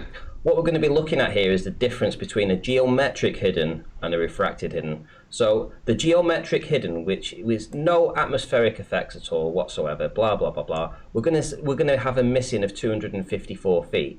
However, when you include this with refraction approximation of 7/6R, it lowers that down. It flattens it out to 208. So yeah, flatten's a good word. So that's a good word. Yeah, this is in your model, bearing in mind. So this is geometric hidden in your model, again geometric, but no observation ever matches this ever. Yeah, and it shouldn't. Why not? It shouldn't. Because we're asking for you to demonstrate that light curves around a sphere and brings everything in proportion, width, height, everything around that curve and optically into your viewing, whether it's your camera or your eyes, whichever, to bring it up so that you see it in perfect proportion. Yeah. Yeah, and I can demonstrate that our atmosphere has a density gradient, and I can demonstrate what we know it has that will cause the light to do. We know it has a density gradient. Why do you deny refraction? Wait a minute. We know it has a density gradient, but can you then demonstrate that this idea that we can see distant buildings, with being lifted up beyond Earth curvature around this sphere at 7/6R? Do you accept? Can you demonstrate this? Yeah. Do you accept Snell's law? Can you demonstrate it? Yeah. If you accept that our atmosphere has a density gradient and you accept Snell's law, then light necessarily curves. You can manipulate, and therefore it looms it up. Yeah, but you can manipulate a light beam, right? A light beam, right? But can you ambient light? Can you do the same with ambient light? What do you mean ambient light as opposed to what? Ambient light, so reflected light off a building. So when you're seeing the lighthouse in the distance. Yeah, that's what you see in your camera, isn't it? Ambient light. It's ambient light. Can you demonstrate that this ambient light? It's not, as opposed to direct sunlight. Listen, it's not a laser beam, right? You can manipulate. I'm not seeing a functional difference. What do you mean? Right, you can manipulate a laser beam, and you can see that laser beam change direction when you actually put it into the actual camera. It still has a different appearance to when it actually left the actual. It's brighter. Yeah. I'm struggling to see what distinction you're trying to make between ambient light and a laser. Right. So the laser is a directed beam of light. Ambient light is not. Right. It still travels to you from a mountain. Like, I don't understand. Can you demonstrate that it's turning? Can you demonstrate that it's having the same effect on ambient light as it is to a laser beam? Why wouldn't it? Why? How are they in essence any different? I'm asking for this. Right, listen, this is my line of research that I've been doing for 3 years, and I'm asking the Globers to demonstrate this to me so that I can further my own research in this field. So I'm asking you to prove to me that a laser beam and ambient light behave the same, and to prove to me that buildings can be loomed up beyond a wall of water or a hill or a mountain or anything like that. Yeah, This is what I'm asking for. Sure. Firstly, I see no reason why light would act any differently, whether it's concentrated in a laser or it's ambient. Yeah, but ambient light bouncing up and down. I'm not looking for your assumptions as to why you might think that they should behave the same. I'm asking for proof that they do. I can't even think of any reason why it wouldn't. So that's my response. Okay, so secondly, the observations that are done above the surface do imply that light bends roughly at 706R. And not geometrically straight. Stop sharing that for a minute. Right, okay, so you say you've got 10 more minutes or so. Is there anything else you want to present? Because it feels like, I thought you were going to come in and show me proof of looming here or we can do Harry. Go ahead. We can do Harry for the rest of it. So what Harry showed, I'll bring that back in. Hold on. Let's share my screen. Boom. All right. Oops. Right. So Harry has this special observation where the horizon is higher and he can see more of a boat at 30 miles. He has other observations where the horizon is lower, but a boat at 30 miles is obscured. That says that it's not a visibility issue. That's it. The end. Sorry, I mean, I was looking for some photographic demonstrations of this. I mean, you've just it's on the screen. The horizon is higher. We've already been through this. That if that image, if it is different in any way and it is a superior mirage, it's not looming. I think we have a different, issues of determining what these words are here right now. But that certainly wouldn't be looming as you claim. It would be a superior mirage if that is the case, that horizon has physically moved. But it's equally as possible that you just are seeing further on this particular day than on another day. No, because when the horizon is lower at its normal level, you still see 30-mile boats. You can still see them at 30 miles. It's not a visibility issue. So have you been able to go back and go over these boats and triangulate them and confirm that the boats that he designates them to be 30 miles away are indeed the boats that he says they are? You're putting a lot of pressure on Harry there. No, I'm putting pressure on you. You've just said that he's got other observations of boats at 30 miles and they're all at this. Yeah, they're not my observations. And you're putting yourself in a position where if he's right, then you've got to accept looming. No, no. If he is right, and it can be proved that all these boats that he's identified that are at 30 miles are all showing a relative position of the horizon to this rock on the left that is different in this particular image to the other ones, then what we're seeing here is a superior mirage. We're not seeing looming. I think we need to then work out what we mean by superior mirage. Superior mirage is exactly what you're looking at right now. He even says it in his own video. The guy that I know Wally does says, and I fully am behind that idea that if that is the case, and all the data checks out that this apparent horizon is the same at 30 miles on all a bunch of different videos, and on this particular one, it's at a higher elevation, then it is a superior mirage. It's certainly not proof that it's being loomed up beyond Earth curvature. Like I said, my definition of looming is things appearing higher than they are otherwise geometrically. This is appearing higher. It is loomed up. The horizon is higher. Do you understand the relationship between a higher horizon and a lower hidden amount? Yeah. Well, let's define terms here. So, looming is lifted up beyond Earth curvature. Superior mirage is beyond. Beyond. I don't know what you mean by beyond. Idea of an Earth curve. Flattening out. Flattening out. Flattening out. Yeah, but I mean, this is you would want to turn it into that sort of idea of it being flattened out rather than actually understanding that it is actually being loomed up beyond Earth curvature, because it sounds easier. That's what I was trying to get at with the effective Earth radius. Yeah, but Is that it if sounds the light easier for ray's you to curving a say. lot, It's easier for you to say that, oh, it's just been flattened, rather than saying it's been lifted up beyond Earth curvature, because essentially that is what's happening. It is being lifted up beyond Earth curvature. It's not been flattened. Just because you can slide a scale across Walter Bislin's Earth curve calculator doesn't mean that that's what happened in your model. Your model is lifting it up beyond Earth curvature, and that's when why you it say sounds. that, I get It an so image in my mind. yeah, it's ridiculous, isn't it? No, I get an image of my mind of sort of standard curvature, and then something special happening past that, rather than it's happening from the observer location all the way to the boat or whatever. It sounds like you're only applying it after the horizon when it applies all the way. This is your model. You need a hump and you need an edge of your horizon. You need an edge, and beyond that edge, everything starts to become hidden. And the only reason that then you can see beyond this edge, beyond this hump, is through refraction, and it is lifting it up beyond that edge. It's raising it up beyond the edge. You can't say that it's just flattening it out, because it is being lifted up, and it's easier for you to say that it's being flattened.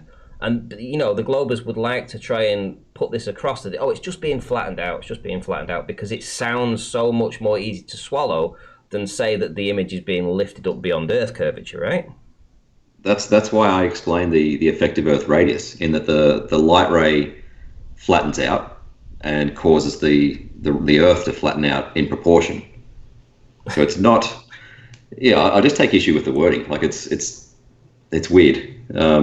Do you understand why? Okay, with a higher horizon, you can see more of this boat than otherwise you would at 30 miles. Okay, well, I have a different question for you. So where I live, I can go from where I live to Preston. It's 15 miles away. So in my location where I live, the temperature here can be, say, 20 degrees, and in Preston it could be 15 degrees. Right? There could be quite a difference. It could be 18 degrees, 17 degrees. It's never always going to be identical across that 15-mile stretch. However, if you take some of these images, these long-distance photography of distant mountain ranges and different skylines, you can see a span of perhaps 50 miles across with this long-distance photography. So in your model, you need all the temperatures to be exactly the same across that entire 50-mile stretch. So where I live why not? Because otherwise they would be in they would have a different relative position from one side of the image to the other side of the image. Yeah, the temperature between the observer location and your target is not important. The important temperature difference is the vertical gradient. Right. So that's what, if you apply Snell's law to it, it's the vertical gradient. The horizontal gradient is pretty close to irrelevant. Okay, so if we're looking at a 50-mile image from left to right, and we look at the left-hand side of the image, and at the shoreline there, the temperature is 20 degrees, and then we look to the right-hand side, and the temperature there is 18 degrees at the shoreline. What's going to happen to that line? But are you at the shoreline? The shoreline. So you're standing there and you've got you're down on the temperatures beach. At the same spot? Yeah, you're down at the beach. From 50 miles away on the left-hand side, it's 20 degrees, and 50 miles across to the right-hand side, it's now 18 degrees. There's a temperature difference. What's going to happen to the relative positions of those buildings as that light travels from those two different temperature gradients across the water to finally get to the camera where you're filming it from? Almost nothing, because of what I just said. It's not the temperature gradient between the observer and the target. It's the vertical temperature gradient between the surface and whatever elevation you're looking through. Yeah, so as it goes across the surface, it's going across two different temperature gradients. It's going from a temperature gradient of 18 degrees across to where you are, from 20 degrees across where you are. Vertical gradients, right? Yeah, it would still be in those weather zones. Those weather zones would, you can have an area of weather where is a high pressure or a low pressure with different things inside, different temperatures inside of it. So you've got a bit of cooler stuff and a bit of warmer stuff. So you're looking across two weather systems here. You're looking across them. So you've got two different vertical gradients. Why do we never, ever, ever see imagery where you have this effect that one side of the skyline is completely different and out of proportion to the other side? Why is it I'm not always sure that symmetrical? anyone's ever analysed that or found conditions that would have such a difference in gradients. But why is it always symmetrical? This is the point. This is why, as flat earthers, we look at this information and we think to ourselves, we're looking at that skyline there. We've got a 40-mile skyline there. So the entire gradient from point A, from you filming it, to that entire skyline, that 40-mile stretch, is absolutely pristine and perfect the whole way, without any issues whatsoever, and that's why we're seeing the skyline in perfect symmetry. The soon as you start to manipulate a small area of that where it's a little temperature difference, then you should see a dramatic difference in how much you're seeing, because obviously that 7/6R wouldn't be the same. It would now be 8/6R, or it might even be 6/6. Who knows? Yeah, if you could demonstrate that those gradients exist, 40 miles apart, then you should theoretically see different. But we never do. Amounts of curvature. But we never do. I've never analysed it. I've never even heard this line of inquiry before. Yeah, I think it's something we need to look into though, because I've never seen an image that's been out of proportion. We just see it because it's there. We just see it. We don't have bending of light. You have bending of light, which means that when you get any kind of temperature difference, you should see different proportions and different heights and different things out of proportion at long distance photography. You should see that. Different mountains. You should see, if you're looking at a big mountain, Mount Everest, and you're filming it from 100 miles away and you can see it, if over that entire area there should be a temperature difference, a vertical temperature difference over that entire stretch. And you should see things out of proportion, but you never do. You always see Mount Everest just perfect. In every image, it's always the same. There's never any difference between one side of it and the other. I've never looked at it, to be honest. I'm not too sure what you mean. So, with that in mind, I would love to analyse a Beyond Horizons photo to show you how much curvature is in those photos. But I think we'll do it another time. Sure, I'll have you back anytime you want, really. We can carry on this That'd be conversation. Lovely. Yeah. All right. Good night, everyone. Thank you, Ranty, for having me on. Cheers, I'll Roohif. catch you all later. Thank you. See ya. See you again. So, that was Roohif, everybody. That was Roohif. I hope you enjoyed that. I think it was a pretty civil conversation. We had a good couple of hours there. I'll leave it up to you guys to think who actually won that particular debate. See if he actually brought anything to the table. See if he actually brought any evidence. I don't think he did, but we shall see. So I know that Arwin is starting in just 5 minutes time. So I'm just going to do a few shout outs to some of the people in. We have Nathan Oakley, who's been banging away in the chat, which is pretty cool. Dr. John D, AJNM, Great Scott, Paul Douglas, Workhorse Chief Funk. Wow, there's a lot of people. There's a lot of people. We've also got Alan McLeod, Pete Harlan, Without Questions, FE Barracuda Deathwish. I haven't noticed any super chats going in, so if there's been a super chat and I've not seen it, I do apologise because I've had it on a different screen. But I do thank you anyway if you have actually made a super chat there. Brian's Logic, nice to see you in. Yes, Nathan Oakley, his premiere will start in an hour's time. That will be on, I believe it'll be the Nathan Oakley 1980 channel. Arwin, as I say, Arwin will be going live in just 4 minutes time. So let me see if I can bring up his channel so that you guys can go and find that, or if there's a moderator in that actually can do that for me. Hang on. I would like everyone to go over there and support him actually, because his audiences have dropped.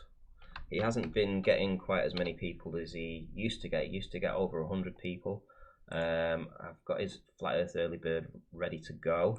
He's got 10 people waiting right now. So if I put this in and paste that, so this will be his link. He's starting in 2.5 minutes time, so it's not that long to go now. So this is his Flat Earth Early Bird. Let's drag that over so you can see what he's going to be doing. This is his Flat Earth Early Bird. This is his screen. He has 1.62 subscribers, and look at the amount of hatred he's already got.